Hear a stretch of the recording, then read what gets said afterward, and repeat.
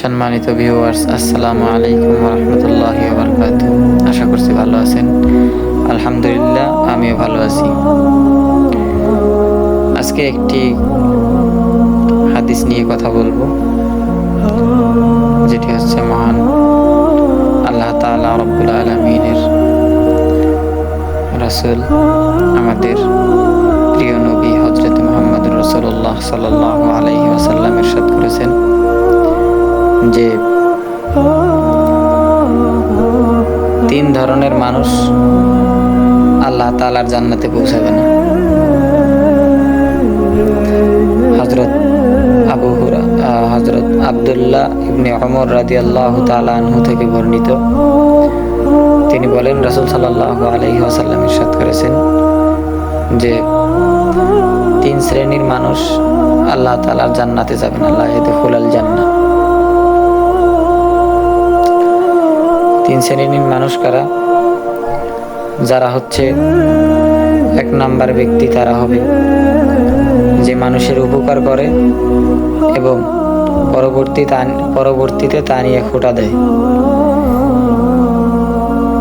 তারা আল্লাহর জান্নাতে যাবে না। 2 নাম্বার ব্যক্তি হচ্ছে যারা পিতামাতার অবাধ্য হয়। আর 3 নাম্বার ব্যক্তি হলো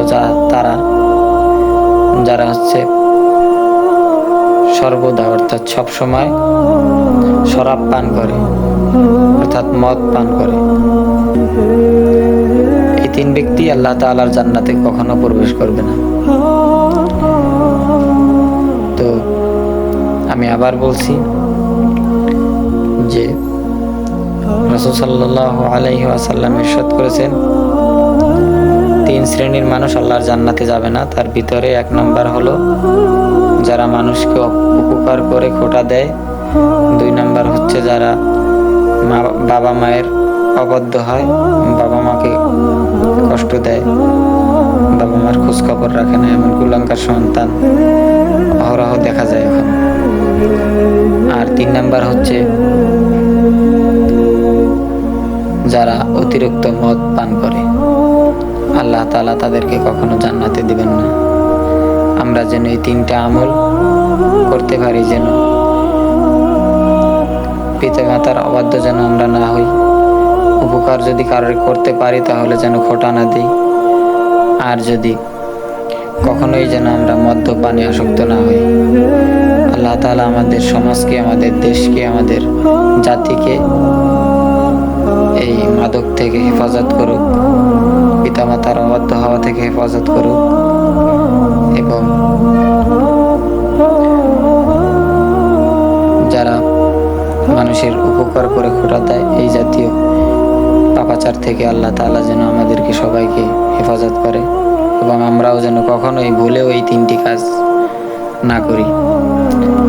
আমরা যেন সকলে আল্লাহ তাআলার সঠিক দ্বীনের উপরে প্রতিষ্ঠিত থাকতে পারি, সেই তৌফিক আমাদের সকলকে দান করুক। সকলে বলি আমিন। তো সম্মানিত ভিউয়ার্স, আসসালামু আলাইকুম। আজকে এ পর্যন্তই। ধন্যবাদ সবাইকে।